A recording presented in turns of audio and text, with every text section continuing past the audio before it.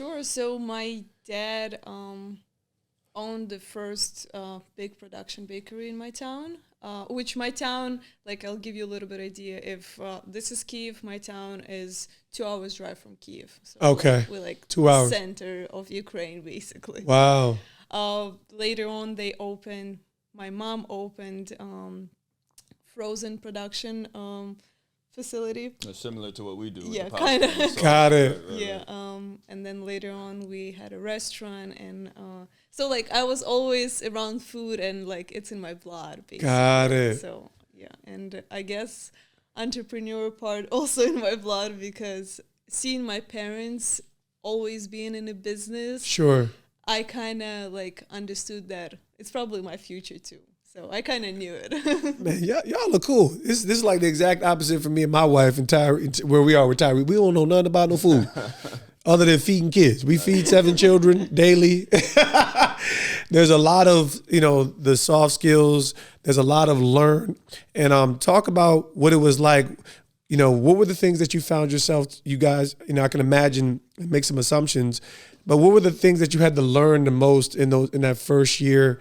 And mind you, I'm taking, there's a curve, because that COVID monster was just, who could be prepared? Who could know what works? It was hard to assess a business in the middle of a pandemic. But what were the things where you found yourself deficient, and how have you found ways to navigate through these years as you guys have builded your business and your brand? Well, I would say the biggest thing that we had going for us is that we knew how to cook. I mean, we really knew how to cook. We knew how to make good food. Our product was good, and so we didn't have to worry about, we weren't nervous when we were making sales.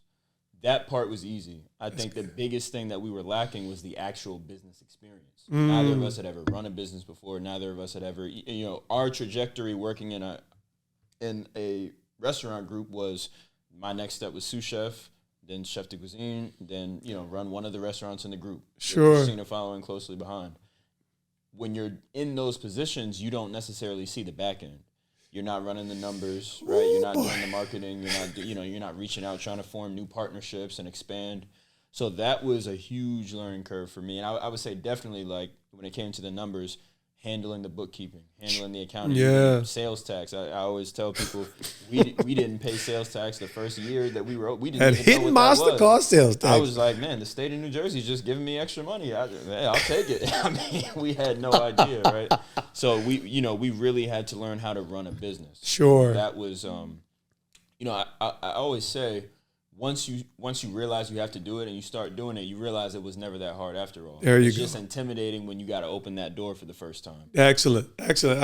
I tell people, new is always difficult, right? But if we're going to grow, we're going to do new things. So, entrepreneurship, I found personally, has really unlocked the doors to, tons of perceived impossibilities and barriers being broken down. But it's terrifying because it's unfamiliar, right? I mean, like, it's not terrifying because I'm incapable. It's just I'm inept. I'm not good at it yet, right? And there's the exploration process that you guys have clearly been forged by the fire of entrepreneurship. Was there ever a time where it negatively affected your relationship? Oh yeah. Come on, like give me a war story, because this is the things that people don't see, and I think obviously you guys have.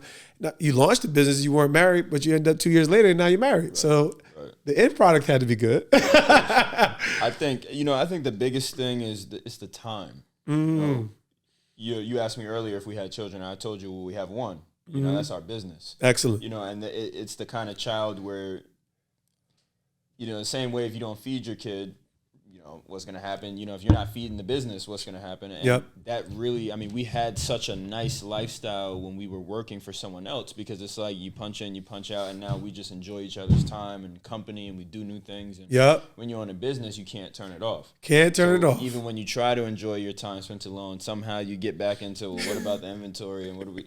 And that, I think that, for me at least, that's the biggest thing, and it's something that I didn't realize. Sure. I would say the first 1 or 2 years, I didn't realize the impact fully. I think Kristina was more in tune with how it was affecting us. Sure. But I think 2022 into 2023, I really started to try to kind of shift the culture around how we handle our personal life, the business and try, and we're still working on it. And I think it's a never-ending battle, but trying to find a way to balance those things appropriately so that you don't end up at ends. Yeah, well, it's challenging, and I could it is that and more, and like I said, we're further down the road. I'm 44 years old, so and be 20 years of marriage. So we like to believe that between myself and my wife, the experience, the love is solidified, but it still has that kind of impact when it's turbulent. Like it's a turbulent transition from employee to boss. Mm-hmm. It really is, and the best thing is I had my wife. The hardest thing was I wanted my wife. I didn't want a business partner. and that's the sacredness of a healthy union. And I wanted her as my business partner. It's just that I wanted my wife too. It's a weird mental thing, right? Figuring out how and when to turn those switches off it takes a lot of fine tuning. Well done. And no one's an expert if you're going to endure those transitions. But the secret sauce of a marriage is a no way out clause. I tell people all the time, like if you create that mindset, and it's just like anything else in life that you're committed to. Like it's like you're an athlete and you were committed to the process of.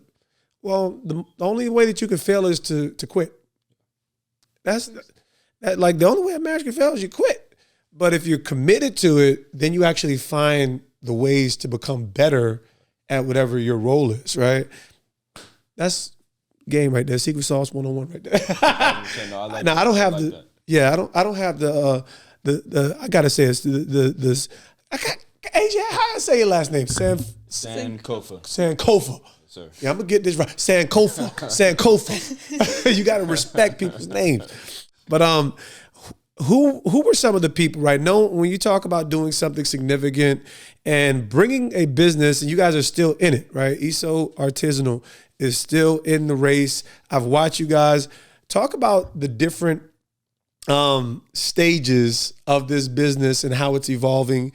And just what you had to do to not just survive, but eventually, but also thrive, because there have been some sweet seasons that you guys have walked through, even through some of this transition in the midst of COVID, how you saw it from the start to where it is today. Yeah, I think the big things were like starting out, you have so much new energy, so much new inspiration, and so much new passion. It's like you're getting like injected with that every morning. You wake up and it's like, oh, I got, all these ideas, and it's fresh, right? Yeah. And when you're in that period of time, it's easy to, stay up, 18, 20, 24 hours if you need to. It's easy to do a social media post every day. It's easy to just be in it. And I think, as I was saying before, once you start getting into that 1 year, 2 year mark, right, and you start to see the numbers fluctuate, and you start to see the ebbs and flows, and that you kind of, you're going to lose some of that, and you got to replace that with discipline.